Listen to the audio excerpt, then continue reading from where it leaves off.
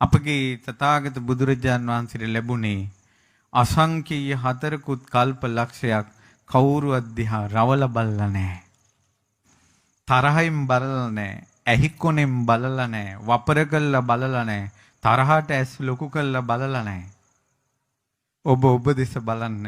උදේ ඉඳලා මේ වෙනකොට සමහර වෙලාවට ඇහිකොනෙන් කී ගමනක් බැලුවද?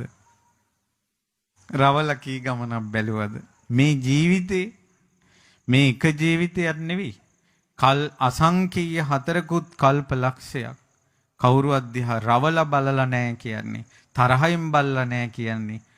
ඕනම කෙනෙක් දිහා ප්‍රියමනාප හොඳට මූණ බලලා කතා කළා. සිනාමුසු මූණින් කතා කළා. ඒ පින්බලයට නිල්ම නිල් පාට ගෝපකුම නිස්සංගලක් අපගේ බුදුරජාණන් වහන්සේට ලැබුණා. ඒ නිසා බුදුරජාණන් වහන්සේ භික්ෂු භික්ෂුණී උපාසක උපාසිකා පිරිසට පමණක් නොව දේව නාග ගාන්ධර්ව සුර අසුර යක්ෂ සියලු දෙනා ඉදිරියට වඩිද්දී ඒ සියලු දෙනා බුදුරජාණන් වහන්සේ දිහා බලායින්ට ආස කළා. දකින්න ආස කළා. අන් අයගේ වෙනතකට යොමු වෙලා තියෙන net බුදුරජාණන් වහන්සේගේ පැත්තට ඉබේම හැරුණා. ඒ බුදුරජාණන් වහන්සේ සංසාරේ ප්‍රියමනාපව අන් අය දෙස බැලූ පින්බලයට එපමණක් නෙවෙයි මේ නිස්සංගලෙන් තිබුණ ආශ්චර්ය ආනුභාවය උන්වහන්සේ අහසේ තරුපරයා ඇස් දන් දුන්න පිනට ලැබිච්ච නිස්සංගලක්. මාගේ net ඉදිරියේ කාටවත් දුකක් වෙන්නට නම් එපා. දුකින් නිදහස් වෙන සියලු දෙනා මේ නිස්සංගලට පෙනේවා කියලා මේ අහසේ තරුපරයා ඇස් දන් දුන්නා.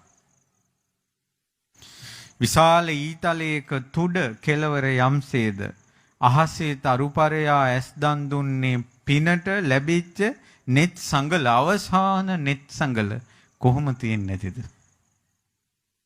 කොහොම තියෙන්නේ නැතිද? ඔබට ඒක තේරෙන්න මම එක උදාහරණයක් කියනවා. එදා සිවි මහ රජුරෝ දවසට කහවණු රන් කහවණු ලක්ෂයක දන් දෙද්දී හිතනවා අනේ යම්කිසි කෙනෙක් මගේ හදවත ඉල්ලනවා නම් පපුව පළලා තලලොඳ ගලවනවා වගේ හදවත ගලවලා මට දෙන්න පුළුවන්. දෙන්න අපහසුම දේ දෙන එකයි මගේ දාන පාරමිතාව කියලා. මගේ මස් ඉල්ලනවා නම් කවුරු හරි තීරු මේ ශරීරයෙන් ගලවලා මම දන් දෙනවා කියලා. මගෙන් ලේ කවුරු හරි ඉල්ලනවා නම් උක් මැසිමකට උක් දණ්ඩක් යවලා උක් පැණි මිරිකලා ගන්නවා වගේ මගේ ශරීරේ නහරවල් කපලා මන් ලේ අරන් දෙනවා කියලා හිතුවා. අනේ මේ ලෝකේ යම්කිසි කෙනෙක් නැද්ද ඇස්සෝන? ඒ ඇස්සෝන කෙනෙක් මගෙන් ඉල්ලුවොත් මේ ඇස් දෙක ගලවලා තල් ලොඳේකින් මැද උපුටලා ගන්නවා වගේ මං ඔහුට දන් දෙනවා කියලා හිතනකොට දිය නොහැකි දානයක් දෙන්න හිතනකොට සක්‍ර දේවේන්ද්‍රයාගේ පාණ්ඩු කම්බල සෛලාසනය උණු වී ගියා. ඒ වේලෙහිම දිය නොහැකි දානයක් දීමට සිතන සිවි මහ රජුරුවන්ගේ දාන චිත්තේ විමසන්න සක්‍ර දේවේන්ද්‍රයා අන්ධ බමුණෙකුගේ වෙස්යෙන් දානශාලාවේ උස් පස්පිඩල්ලකට වෙලා හිටියා. ඇතා පිටින් දංහල් බලන්න යන රජතුමාට චිරංජයතු මහරජ ඔබ සුඛී හෝතු ඔබ සුවපත් වේවා බොහෝ කල් වැජඹේවා කියලා කියනකොට සක්‍ර දේවේන්ද්‍රයාගේ හඬේ ආනුභාවයට සිවි මහ රජු ඔහු දෙසට හැරුණා.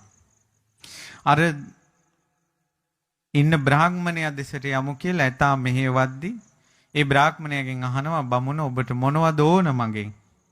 කියනවා මහරජතුමනි ඔබ සියලු දෙනා වැස්සක් වගේ වැස්සෙන් සියලු දෙනා තෙමනවා වගේ ඔබ දානෙන් අන් අය සුවපත් කරනවා. මම අන්ධ බමුණේ මට ඇස් නැහැ. මහරජතුමනි ඔබගෙන් මං ආවේ ඇස් ඉල්ලන්න. එක ඇහැක් දෙන්න මට. ඔබ වහන්සේ දෙක ඇහැකින් ලෝකේ බලන්න. මමත් එක ඇහැකින් ලෝකේ බලන්න. දිය නොහැකි දාන දෙන්න ඔබතුමා ගොඩාක් මනාප බව මට හිතෙනවා. එහෙම කියනකොටම ඇතිවෙච්ච පස්වන ප්‍රීතියෙන් මහරජතුමාගේ හිත පිනා ගියා. රජුරු අහනවා මාගේ හිතට ප්‍රිය ඇති කරන ඔය ඉල්ලීමට උඹව යොමු කළේ කවුද? දෙදෙව්ලොවට අධිපති ශක්‍ර දේවේන්ද්‍රයා කියලා කෙනෙක් ඉන්නවා. මනුස්ස ලෝකේ මගවා කියලා ඔහුට කියන්නේ. ඔහු තමයි මාව යොමු කළේ ඔබගෙන් ඇස් ඉල්ලන්න කියලා. මහරජතුමනි කෙනෙක් ඉල්ලුවාට පස්සේ දෙන්නෙම නැත්තම් ඒ ඇහැ තමයි මම ඉල්ලන්නේ. පින්වත් බ්‍රාහ්මණේ මන් නුඹට ඇස් දෙක දන් දෙනවා. එකක් ඉල්ලන නුඹට මං ඇස් දෙකම දන් දෙනවා. වහා පැමිණෙන්න රාජ මන්දිරයට කියලා. ඔහුව කැටුවෙන්න කියලා රජතුමා මාළිගාව දෙසට ආවා. රජතුමාට හිතුණා රජතුමා ගියාට වැඩිය මේ ප්‍රමාද වෙනවද මාළිගාවට එන්න කියලා. එච්චර මාළිගාවට එන්න හදිස්සි සිංහාසන ආරූඪ වෙලා මහ වෛද්‍යාචාර්ය සීවකට කතා කළා. සීවක වෛද්‍යාචාර්ය වහා පැමිණිය යුතුයි. හාහෝ ගාලා නගරේ පුරාම පැතිරිලා ගියා. සිවි මහ රජුරෝ ඇස් දන් දෙන්න හදනවා කියලා. ඉතින් ඊට පස්සේ පින්වතුනි අර අන්තපුරේ කාන්තාවෝ චූටි සිඟිති රාජ කුමාරවරු රාජ කුමාරිකාවෝ වහා මාළිගාවට එක්රැස් වුණා. රජතුමා ඉදිරියේ කියනවා රජතුමනි මේ බ්‍රාහ්මණයාට රත්තරන් දෙන්න, අස්වැයෝ දෙන්න, ඇත්තු දෙන්න, ඕනම දෙයක් දෙන්න. ඔය ඇස් දෙක නම් දෙන්න එපා කියලා. රජතුමා කියනවා මෙයා ඉල්ලන්නේ මගෙන් ඇස් නම් ඇස්නේ දෙන එක සත්පුරුෂ දානයක් වෙන්නේ. ඉල්ලන්නේ නැති දෙයක් මා කුමට නම් දෙන්නද? ඒ නිසා පින්වත්නි මොහු ඉල්ලන දේ තමයි මා දෙන්න ඕන. අනිත් එක තමයි මම මෙයාට යමක් දෙනවා කිව්වා. දැන් නොදී හිටියොත් එහෙම අහක යන මල පොඩුවක් අහක යන මන්දක් මම බලෙන් කරේ දාගත්තා වගේ. හරි ලස්සන කාරණාවක්. යමක් තමන්මනේ දෙන්නම් කියලා පොරොන්දු වෙනවා. ඇඟේ ගැහුවේ නෑනේ. කවුරුවත් ඇඟේ ගහන්න නැතුව කියනවා මම දෙන්නම් කියලා. පස්සේ නොදී ඉන්නවා. අහක යන මන්දක් තමන්ගේ කරේ දාගත්තා වගේ කියනවා ඒක. නොදී හිටියොත්. ඒ නිසා මාධ්‍යයේ හිතුයි. ඊට පස්සේ සඳුන් කරඬු වගේ සුවඳ පැතිරෙන ලලනාවෝ රජු ඉදිරියට ඇවිල්ලා කිව්වා ඔය ඇස් දන් දුන්නොත් අපි දෙස බලන්නේ කවුද? අතීතේ රජවරු ඇස් අන්ධ වෙලා මැරිලා තියෙන්නේ ලලනාවෝ මා කවද්ද දකින්නේ ලලනාවෝ කවද්ද මා දකින්නේ කියලා කාන්තාවෝ ගැන කියා මැරිච්ච රජුරෝ ඉන්නවා. සිවිමා රජුරෝ කිව්වා ඔයාලා සියලු දෙනාව දකින්න මං අකමැති නෑ. ඊට වැඩි 10000 ගුණයක් සර්වඥතා ඥාණයට මං කැමති කිව්වා. ඊට පස්සේ රාජකුමාරවරු රත්තරම් පාට හැම තියෙන චූටි රාජකුමාරයෝ රාජකුමාරිකාවෝ පියතුමනි අපිට ආදරේ නැද්ද ඇහුවා. චූටි දරු සිඟිත්තෙනි නුඹලාට මං ගොඩාක් සෙනෙහවන්තයි. නුඹලා දකින්න කැමති. නමුත් ඊට වැඩි 10000 වාරයක් මං සර්වඥතා ඥාණයට කැමති කිව්වා. ඒකයි යසෝදරා මහෝත්තමාවිය කියන්නේ සිද්ධාර්ථ මහ බෝධිසත්වයන් ගැන හිතලා යසෝදරා මහෝත්තමාවිය කියනවා මගේ මේ ලෝකේ යම් කිසි කෙනෙකුට දෙන්න පුළුවන් ආදරයක් සෙනෙහසක් තියෙනවනම් තුන් ලෝකේ උපරිම ආදරේ සෙනෙහස මං ඔබ වහන්සේට දෙද්දී ඔබ වහන්සේට සකල ලෝක සත්වයා කෙරෙහි තිබ්බ කරුණාව ඉදිරියේ මගේ සෙනෙහස පුංචි වුණා කියලා. කියන්නේ බුදුරජාණන් වහන්සේට ලෝක සත්වයාට තියෙන ආදරේ ඉදිරියේ යසෝදරාගේ ආදරේ පුංචි දෙයක්. හැබැයි මං ඒ සෙනෙහසට ගැරහුවේ නැති බව සත්‍යයක් නා. ඔබ වහන්සේගේ ලෝක සත්වයා ගැන තිබ්බ කරුණාව ගැන මා දැන සිටි බව සත්‍යයක් නා. ඒ ලෝක සත්වයා කෙරෙහි තියෙන කරුණාවෙන් දහම සොයාගෙන යන්න මගෙන් අල්ප මාත්‍ර වූ බාධාවක් සිද්ධ වුණේ නැත්තම් ඒ සත්‍යයක් නම් ඔබ වහන්සේ වඩින්න මා එන්නේ නෑ එතකල්. ඔබ වහන්සේ වඩින්න මගේ සත්‍ය මට පෙන්වන්න කිව්වා. මං ඔබ වහන්සේට බාධා කළේ නෑ කියලා. ඒකයි යසෝදරා දම් බෙදන්න ආවේ නැත්තේ. මගේ බුදුරජාණන් වහන්සේට ඒ වාගේ යසෝදරාවෝ කෝටියක් සෙනෙහස පෑවත් ඊට එහා ගිය මහා සත්ව කරුණාවක් තිබ්බා අපිව දුකෙන් නිදහස් කරවන්න ඕනේ කියලා. ඒකටයි ඒ නිසායි අතටපත් නිවන් අතර දීපංකර පාදමූලයේ සම්බුදු විවරණ ලැබුවේ. ඒක වෙන කෙනෙකුට කරන්න බෑ. මැති ඇමතිවරු සියලු දෙනා යාඥා කළ සිව රජුරුවන් ඉදිරියේ. ඊට පස්සේ සිවි මහ රජුරුවන් ඉදිරියේ සිවි රජුරු සියලු දෙනාට කිව්වා මට ඇස් දන් දීමයි තියෙන්නේ, මේ කතාව මට ප්‍රමාදයක්. සීවක මගේ ඇහැ උගුල්ලපන්. මහරජතුමනි ඔබ ඕන දෙයක් දන් දෙන්න, මේ ඇස් දන් දීම කියන්නේ අතිශයින් දුෂ්කර දෙයක්. සීවක මට උඹගේ කතාව තමයි අමාරු. උඹ වැඩේ කරපන් කිව්වා. ඊට පස්සේ සීවක නිල්මානෙල් මලකට බෙහෙත් යොදලා රජතුමාගේ විවර කරපු ඇහැකට ස්පර්ශ කරනවා. ඒ සැනින් ඒ බෙහෙත ක්‍රියාත්මක වෙලා ඇහැ ඇතුලේ කැරකෙන්න ගන්නවා. කියනවා රජතුමනි ඔය ඇහැ ගොඩාක් වේදනාකාරී. දැන් දන් දෙන අදහස අත්තරින්න මම ඔබට ඇහැ තිබ්බ විදිහට මායේ තියන්නම් වේදනාව නැති කරන්න. ඇහැ කැරකිනවට වැඩිය සීවක මට උඹගේ කතාව අමාරුයි. මේ ඇහැ ගලවපන් කිව්වා. එතකොට ආයෙසරයක් ඇහැ නිල්මානෙල් මලට බෙහෙත් දාලා ආයෙ ඇහි ස්පර්ශ කරනකොට ඇහැ ඇතුලේ ගැලවිලා කැරකෙනවා මෙහෙම. රජතුමනි මට ආයෙ තිබ්බ විදිහට තියන්න පුළුවන්. සීවක ප්‍රමාද කරන්න එපා, මේ ඇහැ ගලවපන් කිව්වා. ඊට පස්සේ ආයෙ නිල්මානෙල් මලට බෙහෙත් යොදලා කැරකෙන ඇහි ස්පර්ශ කරනකොට ඇහැ එළියට පැන්නා.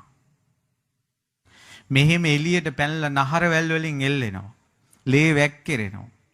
නහර වැල් වලින් එල්ලෙන එළියට පැන්න ලේ වැක්කිරෙන ඇහැ මේ ඇහිම් පේනවා. මේ ඇහිම් පේනවා. රජතුමනි ඔය අදහස වෙනස් කරගන්න ඇහැ තිබ්බ විදිහටම මට තියන්න පුළුවන්.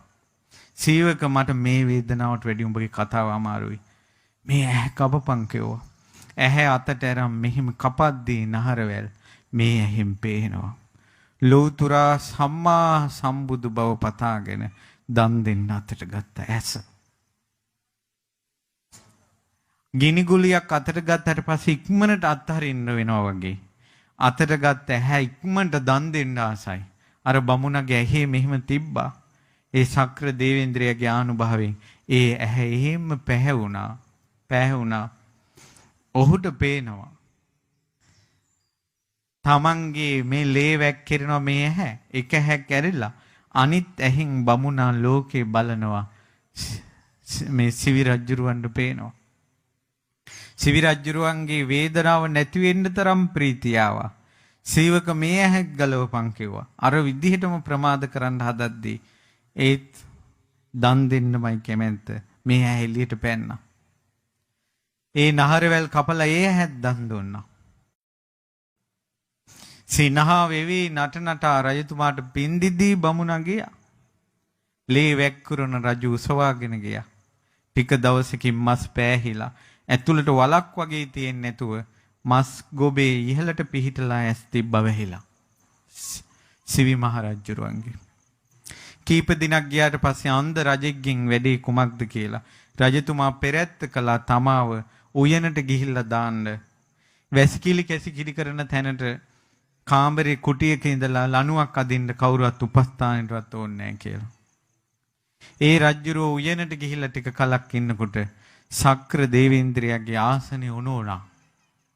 ශක්‍ර දේවේන්ද්‍රයා උයනට ඇවිල්ලා රජුරෝ ඉදිරියේ ඉන්නකොට අහනවා කවුද ඔය? මම සක්දෙවිඳු. ඇයි ඔබ ආවේ මේ අන්ධෙක් ඉස්සරහට? ඔබට වරයක් දෙන්න. ඔබ දෙදෙව්ලොවට අධිපති ශක්‍ර දේවේන්ද්‍රයා නම් මාහට වරයක් දෙනවා නම් මට මරණය දෙන්නකෝ, මට වෙන මොකුත් එපා කිව්වා. ඇයි ඔබ මරණය ඉල්ලන්නේ? ඔබට මේ මනුස්ස ජීවිතෙන් වැඩක් නැද්ද? නැත්නම් අන්ධ නිසාද? ඊට පස්සේ කිව්වා මං අන්ධ නිසා. අන්ධ නිසා මරණය කැමතියි කිව්වා. එහෙමනම් කියනවා රජතුමනි ඇහැක් අන්ධ කෙනෙකුට ඇහැක් දෙන්න ශක්‍ර දේවේන්ද්‍රයාටවත් බෑ කිව්වා. ඇස් නැති කෙනෙකුට ඇහැක් දෙන්න ශක්‍රයාටවත් බෑ කිව්වා. ඒ කියන්නේ 이르දියකින්වත් කරන්න බැරි දෙයක් තමයි එදා සිවි මහ රජුරුව ඇස් දන් දුන්න මහා ප්‍රාතිහාර්ය. ඒක කාටවත් කරන්න බෑ. ඉතින් පින්වතුනි ශක්‍ර දේවේන්ද්‍රයාටවත් ඇස් නැති කෙනෙකුට ඇස් දෙන්න බැරි වුණාට සංසාරේ ඇස් දන් දුන්න මහා පිම්බලයකින් අපගේ මහා කාරුණික බුදුරජාණන් වහන්සේ නිද්දල්වා බලනකොට ඇසක් අතට ගත්ත සුභා තෙරණියගේ නැති වෙච්ච ඇහැ ආයෙ බෑහුණානේ. සම්බුදු භවයේ අසිරියට. ඊට පස්සේ කියනවා රජතුමනි හැබැයි ඇස් දෙන්න බැරි වුණාට සත්‍යක්‍රියාව කියලා එකක් තියෙනවා. ඔබතුමා ඇත්තටම නම් දන් දුන්නේ. ඒ දන් දුන්න බව සත්‍යක්‍රියා කළා ඇස් බලන්න කිව්වා. ඇස් ලබන්න කිව්වා. එහෙනම් මම සත්‍යක්‍රියා කරන්නම් කියලා කිව්වා.